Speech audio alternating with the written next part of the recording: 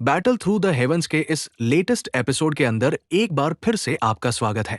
तो ये है एपिसोड नंबर 195, जो कि थोड़ा बड़ा होने वाला है क्योंकि इसके अंदर जन रिफाइन करने वाला है प्यूराफाइंग डेमोनिक लोटस फ्लेम, और साथ ही यूनर और जियान का वो कांड भी होने वाला है, जिसके बाद होगा लिटिल ही का, जिसे कि तुम जाओ ये भी बोल सकते हो। तो चलो यार बकवास ना करते हुए सोसन से एपिसोड के एक्सप्लेनेशन स्टार्ट करते हैं। तो एपिसोड की स्टार्टिंग होती है और हम जियान को देखते हैं, जो कि अभी आसमान में खड़ा होता है और वही क्लच चारों तरफ घूम रही थी। अपनी चौथी तरफ देखने के बाद जियान कहता है कि वो डेमोनिक फ्लेम एसेंस कहाँ गया है। उस एक्सप्लोजन ने डेमोनिक फ्लेम एसेंस को भी तबाह कर दिया है, और अगर ऐसा हो जाता है तो फिर जियान, जो कि इस फिल्म के लिए जिंदगी और मौत के बीच में झुलाई, तो फिर उसके सारे एक्सरे एफर्ट्स बेकार नहीं हो जाएंगे। और इसी वजह से जो भी जियान का चेहरा होता है वो काफी डिसटिस्फेक्शन से भरा हुआ था, क्योंकि जियान इस फिल्म के मैप के टुकड़े को कई सालों से कलेक्ट करता हुआ आ रहा है, और ऊपर से सारे मैप फ्रेगमेंट हासिल करने के बाद जन को 3 सालों तक और वेट करना पड़ा। और इतना सब कुछ करने के बाद अब क्या उसे एंड में जाके ये रिजल्ट मिलेगा? और जब ये सब सोच के जन का दिमाग एकदम पागलपन के कगारे पहुंच चुका था, तभी जो यूनर होती है अपनी उंगली को नीचे की तरफ पॉइंट करती है और मुस्कुराते हुए कहती है, एक बदविन वहां पे देखो। यून कहती है। तुरंत ही सियाविन का ध्यान भी उस जगह के ऊपर जाता है, और उस जगह पे देखने के बाद अभी जियान के दिल ने धड़कना ही बंद कर दिया था, क्योंकि अभी नीचे के मैग्मा में एक सफेद लोटस अपीयर हो चुका था, और इस व्हाइट लोटस को पिंक कलर की वेंस ने कवर करके रखा था, और ये फ्लोट करके जहां जहां से भी गुजरता है मैग्मा की सारी एनर्जी उसे फॉलो करती है। और इस हल्के से पिंक और सफेद लोटस को देख के जन की पूरी बॉडी ट्रम्बल हो चुकी थी। जियान कहता है, प्यूराफिन डेमोनिक लोड स्लेम। ये कहती है। जियोन अपने दिल की खुशी को सप्रेस करता है और तुरंत एक बार यूनिट की तरफ देखता है, जिसके बाद वो नीचे की तरफ चला जाता है, और उस फायर लोड से थोड़ी दूरी पे आने के बाद उसकी बॉडी रुक गई थी। और अभी की ये जो प्यूराफिंग डेमोनिक लोडस फ्लेम थी, ये पहले से काफी अलग होती है, क्योंकि वो पहले वाली जो प्यूरफिन डेमोनिक लोडस फ्लेम थी उसके अंदर एक्सट्रीम लेवल का वलियंस भरा हुआ था, लेकिन अब ये वाली जो प्यूरफिन डेमोनिक लोडस फ्लेम है ये एकदम शांत थे। और इसी वजह से भले ही यूनर और जिनिस के पास आ चुके हो, लेकिन इनके ऊपर अटैक नहीं करती। और इस हल्के से पिंक और सफेद लोड्स को फ्लोट करते हुए देख के यूनर भी अपने सरप्राइज से भरी आवाज में कहती है कि ये वाली प्यूरफिंग डेमोनिक लोडस फिल्म पहले वाले से काफी डिफरेंट लग रही है। एंड ये सुन के जियान कहता है कि प्योरिंग डेमोनिक लोडस सेंट ने इस प्यूरफिंग डेमोनिक लोडस फिल्म की सारी मेमोरीज और इंटेलिजेंस को हटा दिया है, और इसी वजह से अभी की ये प्योरफिंग डेमोनिक लोडस फिल्म एकदम न्यू बेबी की तरह है। और pure affecting demonic ludus film के ब्रूटल कैरेक्टर को देखने के बाद भले ही इसे हासिल करने के एकदम कगार में पहुंच चुका हो, तब भी वो इसे एकदम से रिफाइन तो नहीं करने वाला, क्योंकि डेमोनिक फिल्म के रिटालिएशन फोर्स की वजह से ही जो प्योर अफिंग डेमोनिक लोटस सेंट है, जिनका power almost half God level पे पहुंच चुका था, तो वो भी इसकी वजह से मारे गए थे। तो फिर जियान, जो कि एक 2 स्टार दोष आएंगे, वो इसके सामने एक सेकंड के लिए भी नहीं टिक पाएगा। लेकिन अच्छी बात तो ये है कि अबजियों को इन सब चीजों की चिंता करने की कोई भी जरूरत नहीं है, क्योंकि प्यूरफिंग डेमोनिक लोडा सेंट के रेमिनेंट सोल के साथ साथ वो प्यूरफिंग डेमोनिक लोस फ्लेम भी पूरी तरह से खत्म हो चुकी है, और अब बचा रह गया है ये तो सिर्फ ये न्यू बेबी जैसा डेमोनिक फ्लेम है सिंस, जिसके अंदर अभी वलेंस तो क्या कोई भी इमोशन नहीं है। अभी यूनर अपनी वॉइस से उड़ते हुए कहती है कि इस तरह से इसकी इंटेलिजेंस को हटाना, क्या ये स्पिन डेमोनिक फिल्म की स्पिरिचुअलिटी खराब करना नहीं हुआ? और इन सारी की सारी है फिल्म्स की यूनिक होने का रीजन यही होता है कि अपनी स्पिरिचुअलिटी को पोजेस करती है, और अगर वो स्पिरिचुअलिटी खत्म हो जाती है तो फिर ये हैवल फिल्म किसी वेपन की तरह ही रह जाएगी। ये सुन के जवन अपने सर को हिलाता है और कहता है, जैसे प्यूराफिन डेमोनिक लोडा सेंट की स्ट्रेंथ थी, तो क्या तुम्हें सच में ऐसा लगता है कि वो ऐसी बेवकूफी से भरे काम करेंगे? और अभी ये वाली जो प्यूराफिन डेमोनिकस फ्लेम है ये भी स्पिरिचुअलिटी से भरी हुई है, लेकिन सीन कुछ ऐसा है कि वो चीजें जो कि इससे बिलोंग नहीं करती थी वो अभी इससे अलग कर दी गई है। और इस टाइम भी ये प्यूराफिंग डेमोनिक्स फिल्म एकदम ऐसी है जैसे कि इस दुनिया में इसका जन्म हुआ होगा, और अभी इसके ऊपर किसी भी इंसान का इन्फ्लुएंस नहीं है। ये सुन के जो यूनरो होती है वो अपने मुंह को दबा के हंसने लगती है और कहती है कि लगता है वो प्यूराफिंग डेमोनिक लोडस हमारी काफी हेल्प करके गए हैं। और अगर प्यूराफिंग डेमोनिक लोडस ने सही टाइम पे अपीयर होके इस प्यूराफिंग डेमोनिक लोडस फिल्म के सर नेगेटिव इमोशंस को ना हटाया होता तो फिर इन सभी के यहाँ पे आने का कोई भी मतलब नहीं रह जाता। और अभी जो यूनर का चेहरा होता है वो काफी हिचकिचाहट से भरा होता है। वो हिचकिचाते हुए कहती है कि अब हमें क्या करना चाहिए। और वो जो स्पेशल टनल था वो पूरी तरह से गायब हो चुका है और कुछ टाइम पहले मैंने वापस से उसे खोलने की कोशिश की थी, लेकिन हम लोग अपनी अभी की स्ट्रेंथ के साथ उसे वापस से नहीं खोल। और भले ही जियोन और यूना 2 स्टार 2 लेवल पे हो, लेकिन फिर भी इस रेलम को प्योर ऑफिंग डेमोनिक लोटा सेंट ने क्रिएट किया है। और इसी वजह से अभी भी इस रेलम के अंदर काफी सील बची रह गई है और इन्हें ब्रेक करना इतना आसान नहीं होने वाला। तभी जो जियाविन होता है वो अपनी दाढ़ी को सिलाने लगता है जहां पे कि दाढ़ी होती नहीं है, और दाढ़ी को सहलाते हुए जियान का ध्यान जाता है नीचे की मैग्मा के ऊपर जहां पे कि वो फायर लोडस फ्लोट कर रहा होता है। जियाविन कहते हैं क्योंकि हम टेम्परेली इस डेमोनिक फ्लेम रेलम से बाहर नहीं जा सकते तो फिर क्यों ना इस टाइम का यूज करते हुए स्पिंग डेमोनिक लोडस फ्लेम को रिफाइन किया जाए। ये सुनकर यूनर अपनी वॉइस सिकोते हुए कहती है कि आप इस फिल्म को रिफाइन कर पाओगे, आप उसके ऊपर कितना कॉन्फिडेंट हो। और भले ही कि प्यूराफिंग डेमोनिक लोड फ्लेम फालतू में अटैक ना कर रही हो, लेकिन एट द एंड ये उस लेवल का टेरिफिंग ऑब्जेक्ट है जैसे कि हेवली फ्लेम रैंकिंग में भी 3rd रैंक पे रखा गया है। और इसी वजह से इसे रिफाइन करना बिल्कुल भी आसान नहीं होने वाला। खैर, यून के इस सवाल को सुनकर सेवन ज्यादा कुछ छुपाता नहीं है। वो हंसते हुए कहता है कि मैं अभी इस फिल्म को लेके 50% से कम कॉन्फिडेंट हूं। और स्पीरो ऑफिंग डेमोनिक लोटस फिल्म की रोथलेसनेस और पावर को देख केवन के अंदर अभी इसका डर बैठ चुका था। और ऊपर से इस पूरे कॉन्टिनेंट के अंदर भी सिर्फ 5 ही ऐसे लोग होंगे जो कह सके कि वो सक्सेसफुली इस पीरफिंग डेमोन फिल्म को रिफाइन कर पाएंगे। और इसी वजह से जो अपना जियाविन होता है वो भी छाती ठोक के इस फिल्म को रिफाइन करने की गारंटी नहीं दे सकता।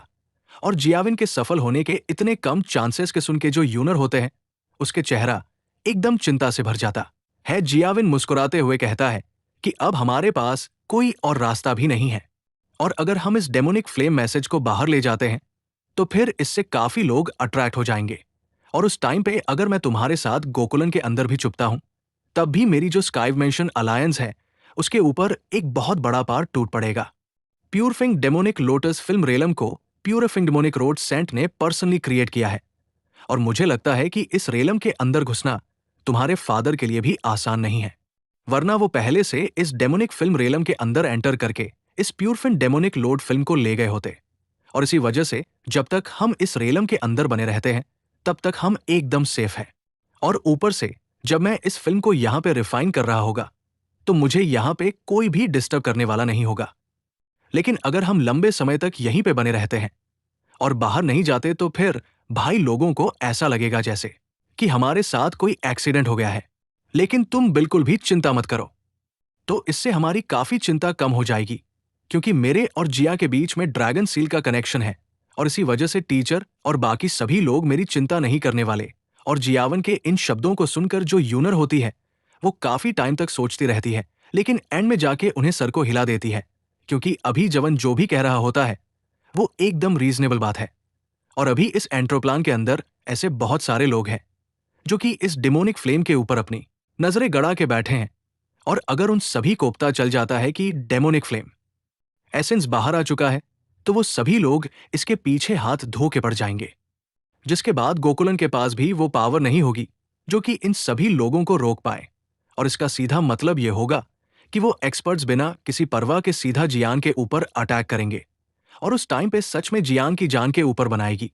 और ऊपर से जो हुन क्लैन है उसके इरादे तो सभी के सामने हैं, और वो लोग बिल्कुल भी नहीं चाहेंगे कि जियान इस प्योर ऑफिंग डेमोनिक ग्लोरस स्लिम को रिफाइन कर ले।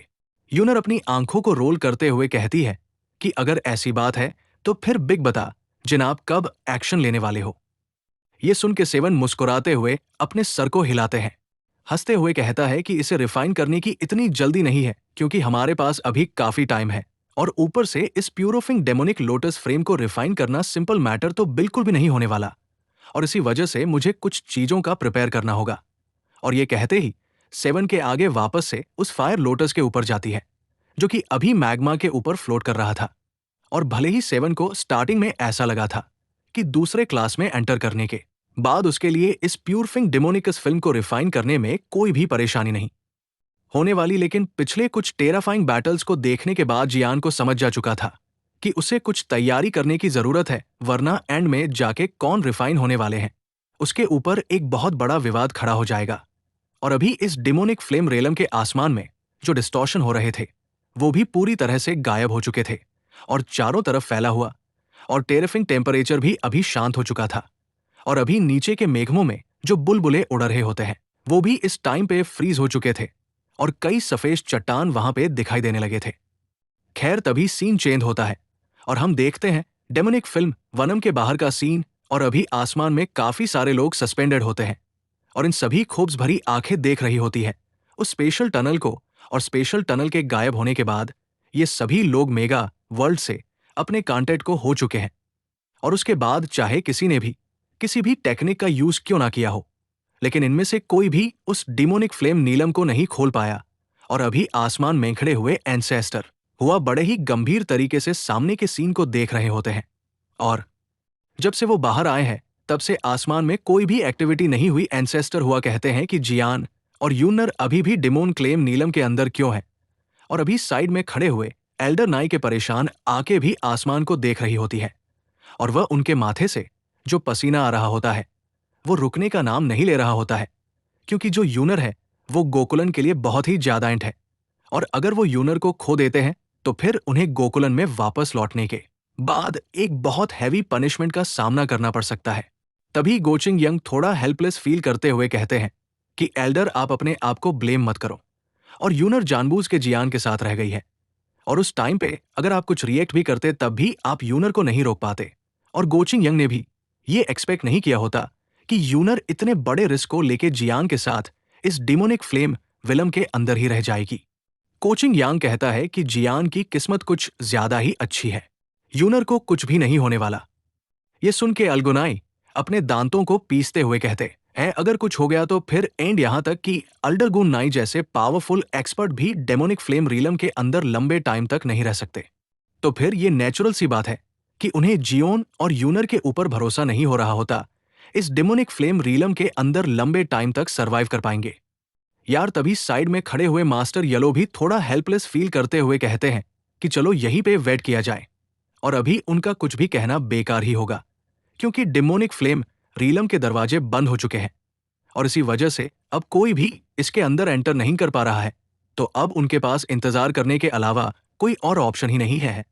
और मास्टर येलो के इन शब्दों को सुन के जो बाकी के लोग होते हैं वो शांति से अपने सर को हाँ में हिला देते हैं। और यहां से थोड़ी दूरी पे वो होल ऑफ सोल का ग्रुप भी खड़ा हुआ था और अभी होप सोल का डफ मास्टर येरो को ही देख रहा होता है, जिनके चेहरे पे सिर्फ भी परेशानी ही परेशानी मौजूद होती है। तभी वो होल ऑफ सोल का डफ बचते हुए क्या आता कि लगता है इस बार गोकलन को काफी बड़े नुकसान का सामना करना पड़ रहा है, क्योंकि उस यूनर का जो टैलेंट था वो काफी एक्स्ट्रा ऑर्डिनरी था और अगर उसे सफिशिएंट टाइम मिल जाता तो फिर वो एक टेरिफिंग लेवल की एक्सिस्टेंस बन जाती।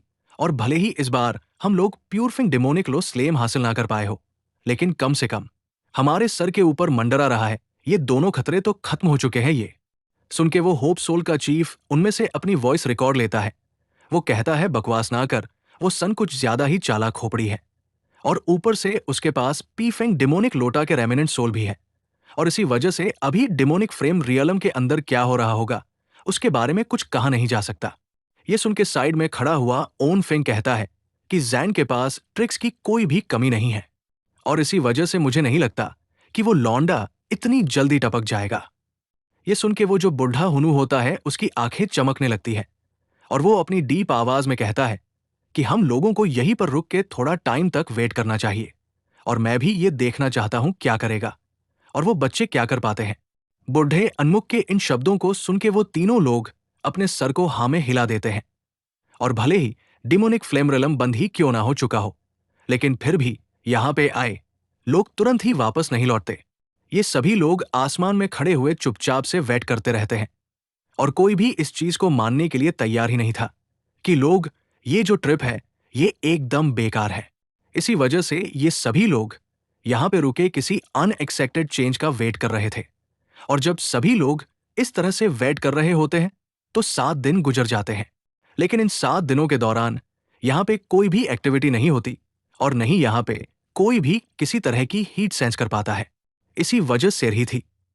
और अब इस साइड में खड़े हुए मास्टर यालो के चेहरे पे भी काफी थकान होती है।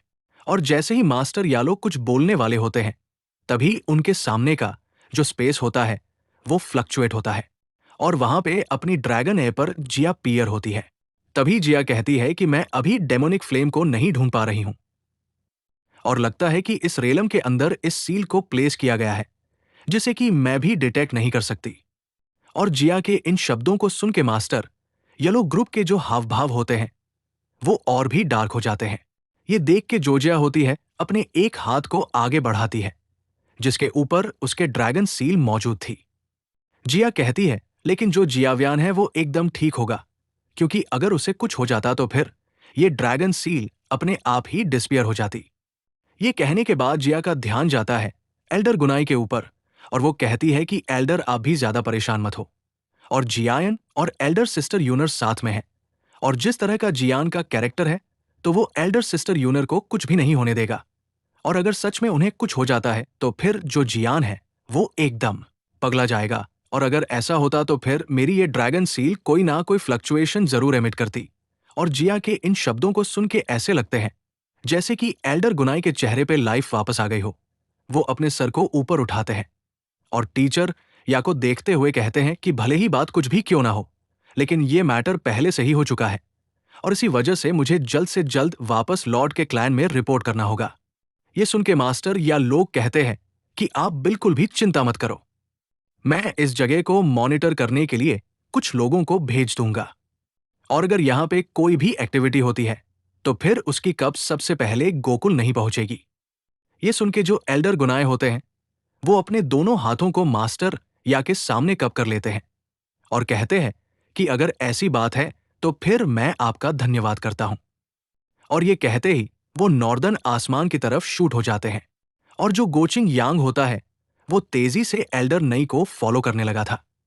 और इन लोगों को जाते हुए देख के जो मास्टर यवलों की टोली होती है वो एक दूसरे के मुंह को देखने लगती है और अभी ये सभी लोग काफी हेल्पलेस फील कर रहे थे। खैर जब डेमोनिक फ्लेम बेलम के बाहर ये सभी लोग अपने अपने स्थान पे वापस लौट रहे होते हैं, तब जियान जो कि डेमोनिक फ्लेम बेलम के अंदर 7 दिनों से प्रिपेयर हो रहा था वो अपनी आंखें खोल लेता है। जियान कहता है कि अब फाइनली वो टाइम आ चुका है जब इस प्यूरफिंग डेमोनिक फ्लेम को रिफाइन किया जाए। और इस दिन कहीं जो जियान होता है वो पिछले 10 सालों से वेट कर रहा था। अभी यूनर जो कि खाली आसमान में बैठी होती है वो भी अपनी आंखें खोल लेती है और उसकी आंखें जाती है जियान के ऊपर जो कि अभी उसके साइड में ही खड़ा हुआ था। तभी यूनर मुस्कुराते हुए कहती है एक बता जियान कि आप रेडी हो। ये सुन के जियान अपने सर को हिलाता है और वो देखते हैं अपने ऊपर की फ्लेम फॉर्मेशन को जो कि काफी सारी फ्लेम्स की लाइन से कनेक्ट होकर बनी हुई थी और अभी इसके अंदर से हल्की सी ठंडक बाहर आ रही होती है। तभी जियान अपनी एक उंगली को ऊपर की तरफ प्रेस करता है। तभी जियान यूनर को बताते हुए कहता है कि यह है कोल्ड फायर फॉर्मेशन और ऐसी कोल्ड एनर्जी किसी भी कोल्ड लेवल की द्विग से क्रिएट नहीं होती। वैसे नॉर्मली इसे एक तरह की कोल्ड फायर भी बोला जा सकता है और भले ये फॉर्मेशन इतनी टेरिफाइंग तो नहीं है जैसे कि वो प्यूराफिंग डेमोनिक लोडस की फॉर्मेशन थी, लेकिन फिर भी ये थोड़ा सा तो प्यूराफिंग डेमोनिक लोन को सप्रेस कर ही पाएगी। और जियाविन की इस एक्सप्लेनेशन को सुनने के बाद जो यूनन होती है अपने सर को हल्का सा नोट कर देती है और अभी उसके लिए पूरी सिचुएशन एकदम क्लियर हो चुकी थी। तभी जीवन का ध्यान जाता है अपने सामने फ्लोट हो रही प्यूराफिंग डेमोनिक लोटस फ्लेम के ऊपर। तभी जेवन अपने सीरियस एक्सप्रेशन के साथ कहता है कि अब मैं इस प्यूराफिंग डेमोनिक लोस फ्लेम को रिफाइन करने जा रहा हूं और यूनर तब तक तुम मेरी रखवाली करना। ये सुन के यूनर का चेहरा और भी सीरियस हो चुका था क्योंकि इस प्यूराफाइंग डेमोनिक लोडस फिल्म को रिफाइन करना आसान नहीं होने वाला और अगर इसे सही से ना किया गया तो फिर हो सकता है कि उल्टा ये प्यूराफिंग डेमोनिक लोडस फिल्म जियान को ही रिफाइन कर डाले और एंड में जाके यहाँ पे सिर्फ जियान की राखी बचे। और नेचुरली इन सभी बातों के बारे में जियान को भी पता होता है, लेकिन अभी जियान के पास इन सभी डेंजर के बारे में चिंता करने का टाइम नहीं होता और इसी वजह से जियान अपनी हैंड शील्ड चेंज करना शुरू कर देता है। और जैसे ही उसकी हैंड शील्ड चेंज होती है तो आसमान की वो जो फॉर्मेशन थी वो धीरे धीरे करके रोटेट होने लगी थी। एट द सेम टाइम इस फॉर्मेशन के अंदर से एक डेंस कोल्ड एनर्जी करके रोटेट हो रहा होता है और अब इसकी जो कलियां होती है उसे भी एक बर्फ की लेयर ने कवर कर लिया था और जब जियावन एकदम कंफर्म कर लेता है कि ये फॉर्मेशन उसके काम में आ रही है, तो जो जियावन होता है वो एक चैन की सांस लेता है, जिसके बाद अपने एक हाथ को क्लच कर देता है। इंकजेट बोतल उसके हाथ में अपीयर होती है, और जैसे या इसे बॉटल को उल्टा करता है तो तुरंत ही इसके अंदर से हल्का सा रेड रंग का लिक्विड बाहर आता है।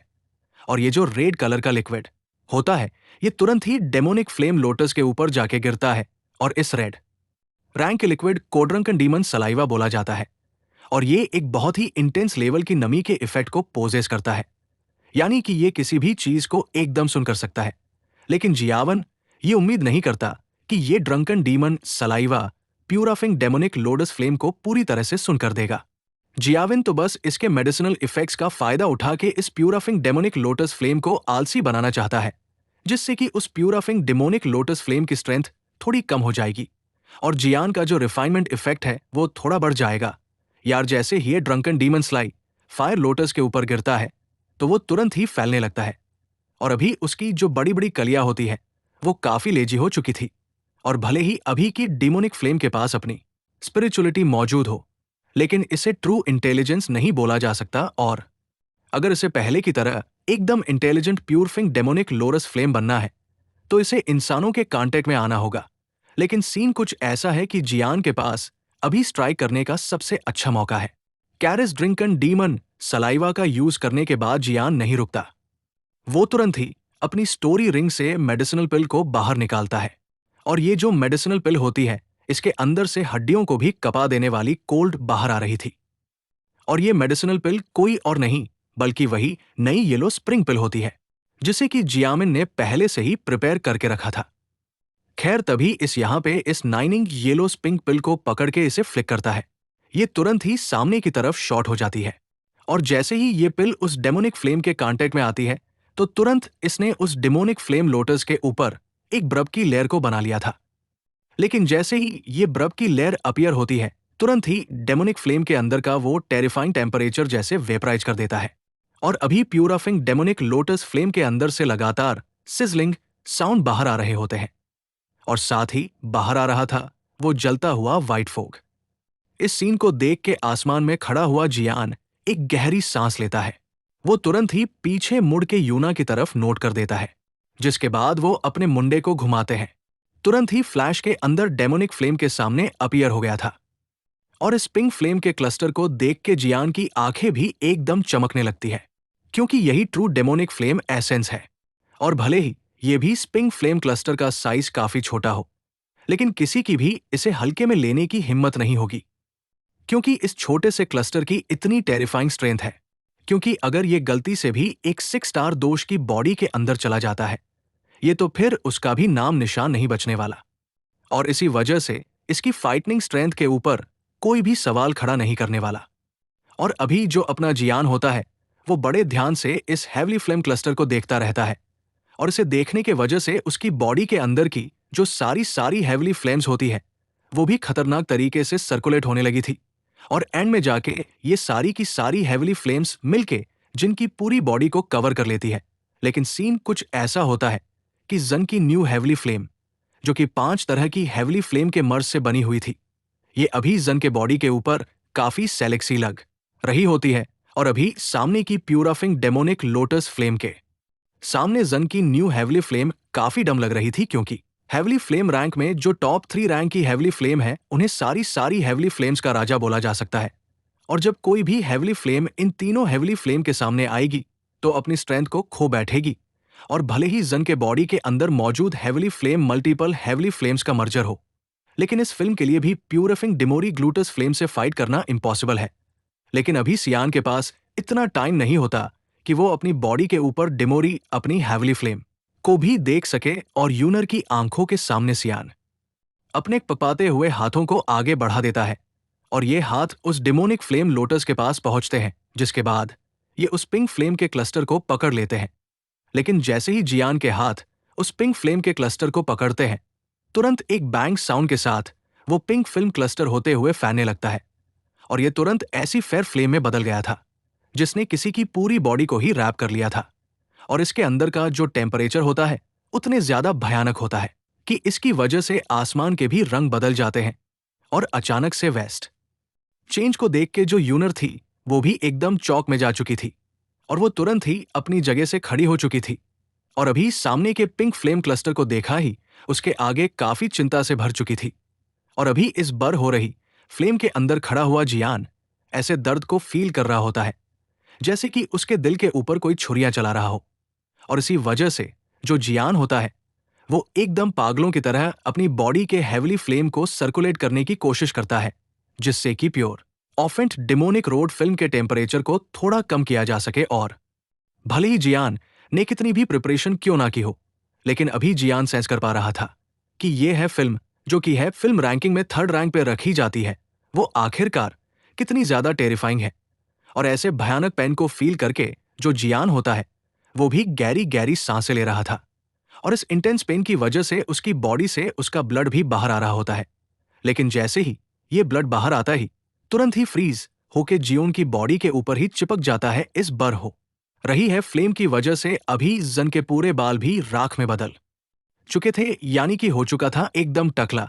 और अभी जियान की जो हालत होती है वो काफी गंदी हो चुकी थी और भले ही उसकी दोनों आंखें अभी खुली हो, लेकिन उनके अंदर से खून इस तरह से बाहर आ रहा होता है कि उसके सामने की जो सीनरी होती है वो काफी ब्लरी हो जाती है। और अभी जन देख रहा होता है अपने हाथ के ऊपर मौजूद उस ब्राइट पिंक फ्लेम को। तभी जियान फ्यू से इस तरीके से हंसते हुए कहता है कि मैंने आज के दिन के लिए इतने सारे एफर्ट्स लगाए हैं और इसी वजह से ये 2 को पिन तो मुझे नहीं रोक सकता। और इतना कहने के बाद जो जियान होता है वो यूनर के शॉक डॉग के सामने इन पिन फ्लेम्स को अपने मुंह के अंदर डाल लेता है और तुरंत ही उसे निगल गया था। लेकिन जैसे जियान इस डिमोनिक फ्लेम को निगलता है तो तुरंत ही उसकी की बॉडी के ऊपर जो एंशिएंट अपर क्लॉथ होते हैं वो एक ही सेकंड के अंदर राख में ट्रांसफॉर्म हो जाते हैं। और इतना ही नहीं, पलक झपकती उसकी बॉडी के ऊपर की जो त्वचा होती है वो भी गायब हो चुकी थी और अभी दिखाई दे रहा होता है तो उसकी बॉडी का फ्लैश और फ्रेश ब्लड। और जियान की बॉडी के इस फ्लैश के पीछे भी वो स्केल्स में मौजूद थे जो कि क्रिएट हुए होते हैं उस ड्रैगन फिनिक्स आर्मर की वजह से। सीन कुछ ऐसा होता है कि अभी का जो एंशिएंट फिनिक्स ड्रैगन एपर आर्मर होता है वो काफी वीक लग रहा था और अभी एक ऐसा भयानक पेन जिसके बारे में डिस्क्राइब नहीं किया जा सकता वो जन की पूरी बॉडी में फैल रहा होता है। और ये टेरिफाइंग पेन किसी को भी पागलपन के कगार तक पहुंचाने के लिए काफी था। लेकिन जो जियान होता है उसकी सिर्फ अभी आंखें ही लाल हुई थी, वो लगातार स्पेन को सहता रहता है। तभी जियान कहता है फ्लेम मंत्र रिफाइन करो इसे। और जियाविन के कहती है उसकी बॉडी की सारी दुई होती है वो तुरंत डेमोनिक फ्लेम की तरफ आगे बढ़ जाती है। और भले ही अभी जियान की बॉडी के अंदर मौजूद ये पिंक फ्लेम काफी विरोध कर रही हो, लेकिन जो जियाविन की दुई होती है वो इन सभी को रैप कर लेती है और तुरंत ही ये फ्लेम मंत्रा के पाथ के हिसाब से रोटेट होने लगती है। और जब फ्लेम मंत्रा की रिफाइनमेंट शुरू हो चुकी थी और जो डिमोनिक फ्लेम एस शो होता है वो कुछ सेंस कर लेता है, तुरंत ही खतरनाक तरीके से स्ट्रगल करने लगा था। और इसी वजह से इन पिंक फ्लेम के अंदर का जो टेम्परेचर था वो और भी टेरिफाइंग होता जा रहा था। और इस टेरिफाइंग टेम्परेचर की वजह से उनकी बॉडी के अंदर जो पतली पतली वेंस होती है वो तुरंत जल की राख हो जाती है। और अभी एक एक करके जन की बॉडी के अंदर की सारी हड्डियां होती है वो भी काफी वीक होने लगी थी। और अभी यूनर की आंखें भी जन के ऊपर ही टिकी हुई थी जो कि नीचे की मैग्मा में बैठ के चिल्ला रहा होता है। और अभी सयान की जो बॉडी होती है वो काफी पतली हो चुकी थी और वही वो देखने में काफी भयानक लग रहा था। और अपने सामने के सीन को देख के जो यूनर होती है वो अपने लोअर लिप को बाइट कर लेती है। इसी वजह से उसके मुंह से खून की बूंदें लगातार नीचे गिर रही थी। इसी के साथ हमारा ये वाला जो एपिसोड यहीं पे खत्म होता है। तो इस एपिसोड की एक्सप्लेनेशन कैसी लगी कमेंट में जरूर से बताना। बाकी वीडियो को लाइक और चैनल को सब्सक्राइब करना भी मत भूलना। तो चलो यार, इस एपिसोड को करते हैं यहीं पे एंड और मैं मिलता हूं आपसे नेक्स्ट एपिसोड में।